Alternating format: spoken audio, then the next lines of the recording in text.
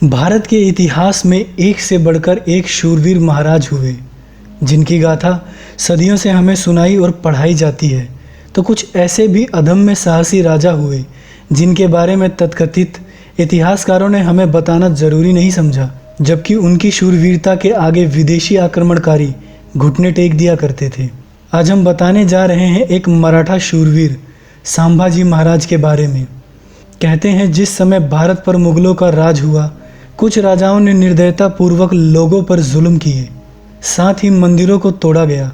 छत्रपति संभाजी राजे का जन्म 14 मई 1657 को पुणे में हुआ था। संभाजी छत्रपति शिवाजी महाराज के बेटे थे। 2 साल की उम्र में ही उनकी माताजी सईबाई का निधन हो गया, जिसके बाद इनकी दादी जीजाबाई ने इनका पालन पोषण किया। जैसे ही वे थोड़े बड़े हुए, शिवाजी महाराज ने उन्हें अजमेर के राजा जयसिंह के पास रहने के लिए भेज दिया। मात्र 9 वर्ष की आयु में ही संभाजी ने राजनीति का पाठ पढ़ना शुरू कर दिया, ताकि वे मुगलों की राजनीति को समझकर उनका बखूबी जवाब दे सकें। संभाजी महाराज की बुद्धिमत्ता का अनुमान आप इस बात से भी लगा सकते हैं कि मात्र 13 वर्ष की आयु में वो 13 भाषाएं सीख चुके थे और संस्कृत में कई शास्त्र भी लिखे। इसके साथ ही घुड़सवारी, तीरंदाजी, तलवारबाजी में वो पारंगत हो चुके थे। महज 16 साल की उम्र में संभाजी महाराज अपना पहला युद्ध लड़ने गए और जीतकर वापस लौटे।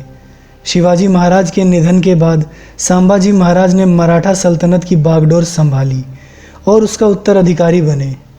संभाजी महाराज ने पुर्तगालियों और मुगलों के खिलाफ कई युद्ध लड़े और जीते भी। इन युद्धों में इनकी सेना का पराक्रम कमाल का रहा।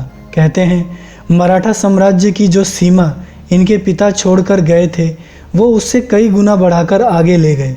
गुजरात से लेकर गोवा तक भगवा लहरा रहा था। उस समय के सबसे ताकतवर मुगल शासक औरंगजेब इनके पराक्रम से बहुत परेशान थे।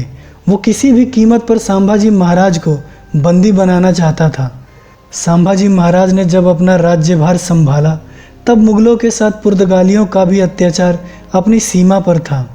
फिर संभाजी महाराज ने मोर्चा संभाला और पुर्तगालियों पर तब तक हमले करते रहे, जब तक पुर्तगालियों ने लोगों पर जुल्म करने बंद नहीं कर दिए।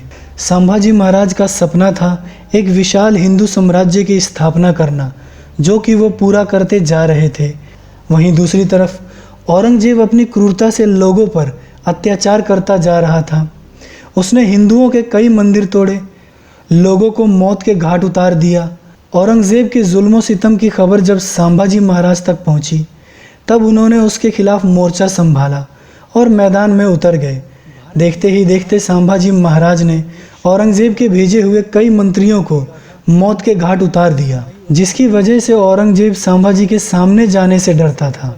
अब संभाजी उसके लिए गले की हड्डी बन गए थे। कहा जाता है संभाजी की इस शूरवीरता की वजह से मुगलों का बीजापुर और गोलकोंडा से शासन समाप्त हो गया। आगे बढ़ते हुए जब वो संगमेश्वर पहुँचे, तो वहाँ की प्रजा राजा के पास अपनी समस्या लेकर आई, जिसे सुनने के बाद संभाजी ने अपने सैनिकों को उन लोगों की समस्या का निवारण करने के लिए वहीं छोड़ दिया और अपने साथ 200 सिपाही लेकर आगे बढ़ चले। इसी बात का फ़ायदा उठाते हुए उनके साले ने 1689 में उनके ऊपर हमला कर दिया। माना जाता है कि राजनीतिक फ़ायदे के चलते वो मुगलों से जा मिला था। सगे साले की गद्दारी के चलते छत्रपति बंधक बनाए गए। उन्हें हास्यप्रद कपड़े पहनाकर मुगल खेमे में लाया गया। संभाजी को देखकर औरंगजेब बहुत खुश हुआ और अपने खुदा को शुक्रिया अदा करने लगा। औरंगजेब ने संभाजी के सामने जिंदा रहने के लिए 2 शर्तें रखीं। पहला, पूरा मराठा साम्राज्य बेशकीमती खजाने के साथ मुगलों को सौंप दिया जाए या इस्लाम स्वीकार कर लिया जाए। बंधक बने संभाजी का जवाब लाजवाब था। उन्होंने कहा, अगर औरंगजेब अपनी बेटी का निकाह भी मुझसे करा दे, तो भी मैं इस्लाम स्वीकार नहीं करूंगा। इस जवाब को सुनने के बाद औरंगजेब तिलमिला उठा और इसके बाद शुरू हुआ प्रताड़ना का दौर। पहले दिन उनकी दोनों आंखों को फोड़ दिया गया। इसके बाद उनकी जिभा काट ली गई, फिर खाल उतारी गई, मगर संभाजी हिम्मत नहीं हारे।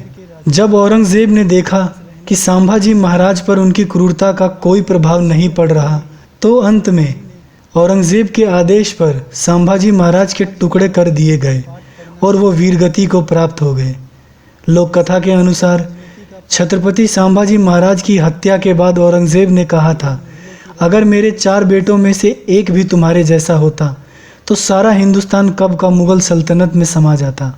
दोस्तों, इस तरह की इंटरेस्टिंग और इन्फॉर्मेटिव वीडियो देखने के लिए हमारे चैनल अनमोल इतिहास को आज ही सब्सक्राइब कर लें और घंटी के आइकन को दबाना ना भूलें, ताकि आगे आने वाली वीडियो आप तक सबसे पहले पहुंच सके।